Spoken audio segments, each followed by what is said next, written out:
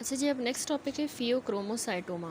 ठीक है, फियोक्रोमोसाइटोमा मैं एक्सप्लेन कर चुकी हूँ डेविडसन से, नामदानिश से, कि ये क्रोमाफिन सेल्स का ही न्यूप्लाज्म होता है। क्रोमाफिन सेल्स कहाँ होते हैं? एड्रीनल मेड्यूला के अंदर होते हैं। तो इन सेल्स का न्यूप्लाज्म है। ठीक है, 80 to 90% इनका होता है और ये सिंथेसाइज भी करेंगे और रिलीज़ करेंगे कैटिकोलामीन, यानी जो न्यूप्लाज्म होगा वो कैटिकोलामीन्स बनाएगा, एपिनेफ्रिन और नॉर एपिनेफ्रिन। ठीक है, बाकी 80 to 90% तो क्रोमाफिन सेल्स में होता है ये न्यूप्लाज्म। बाकी 10% जो है ना, सिंपैथेटिक चेन से एल्सवेयर इन द बॉडी वहाँ पर बनेगा, तो उसको पैरागैंग्लियोमास कहेंगे। क्रोमाफिन सेल्स में होगा तो उसको फियोक्रोमोसाइटोमा। ठीक है, इसमें रूल ऑफ 10 होता है, यानी फियोक्रोमोसाइटोमा 10% फैमिलियल है, 10% दोनों एड्रीनल्स में होगा बायलेटरल, 10% ये मेलिग्नेंट होता है। ठीक है, 10% ये चाइल्डहुड में होता है और 10% इसकी एक्स्ट्रा एड्रीनल साइट्स हैं, जैसे कि एओर्टा ऑफ ज़करलैंड, जिसको हम कहते हैं एओर्टिक बाइफर्केशन। देखिए, इस बाइफर्केशन पे होगा, कैरोटिड बॉडी पे या पोस्टीरियर मेडिएस्टिनम में। अब इसके सिम्टम्स में 5 P's आ जाते हैं। प्रेशर, ठीक है, यानी हाइपरटेंशन करवाता है क्योंकि कैटिकोलामीन ज़्यादा बन रहे हैं। पेन करवाएगा, हेडेक, चेस्ट पेन, 2 तरह के पेन है, चेस्ट पेन, हेडेक। पाल्पिटेशंस होती हैं इसमें, tachycardia, tremor, weight loss, fever, सारे आप देखें ना, एपिनेफ्रिन और एपिनेफ्रिन ज़्यादा होने वाले सिम्टम्स हैं। ठीक है, tachycardia, tremor, weight loss, fever. Perspiration होगी, प्रोफ्यूज स्वेटिंग होगी और पेलार। तो ये 5 P, pressure, pain, palpitation, perspiration, pallor, ये आपने फियोक्रोमोसाइटोमा में याद रखना है।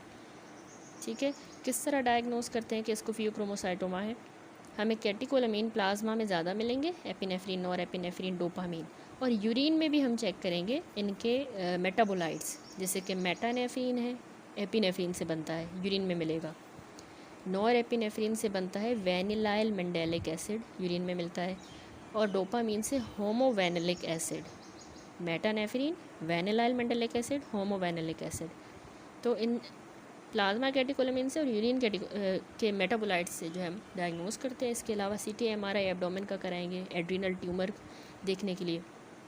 कहीं और अगर एड्रीनल के अलावा कहीं पर अगर ये फियोक्रोमोसाइटोमा, पैरागैंग्लियोमास हैं, तो उसके लिए MIBG सिंटीग्राफी होती है, मेटा आइडोबेंजाइल गाइडेंस, ग्वानिडीन। ठीक है, तो एक सिंटीग्राफी है, टेस्ट है, उसके थ्रू ये लोकलाइज करते हैं हम पैरागैंग्लियोमास को। ये होगी इसकी डायग्नोसिस। कैसे ट्रीट किया जाता है? मेडिकल थेरेपी 6 हफ्तों के लिए दी जाती है, उसके बाद सर्जरी की जाती है। तो इस मेडिकल थेरेपी में कुछ ड्रग्स दी जाएंगी। ठीक है, फिर ऑपरेशन के बाद जब सर्जरी हो भी जाएगी तो post operative volume expansion critical है, क्योंकि उसमें हाइपोटेंशन हो सकता है। डिजीज़ में एपिनेफ्रिन, नॉरएपिनेफ्रिन हाइपरटेंशन करवा रहा है, ट्यूमर निकाल लिया, सर्जरी कर ली, तो हाइपोटेंशन का रिस्क होता है, तो इसलिए हमने वॉल्यूम एक्सपेंशन का ख्याल रखना है सर्जरी के बाद। ठीक है, तो हमने कहा 6 हफ्ते मेडिकल थेरेपी देंगे, फिर सर्जरी करेंगे। तो इस मेडिकल थेरेपी में हमने अल्फ़ा ब्लॉकर फिनॉक्सीबेंजामीन देना है। ठीक है, याद रखिएगा, फिनॉक्सीबेंजामीन 10 to 20 मिलीग्राम पर ओरल, दिन में 3 बार। उसके बाद बीटा ब्लॉकर, ठीक है, अल्फ़ा ब्लॉकर फिनॉक्सीबेंजामीन के बाद हमने जो है बीटा ब्लॉकर यानी प्रोपेनोलॉल देना होता है।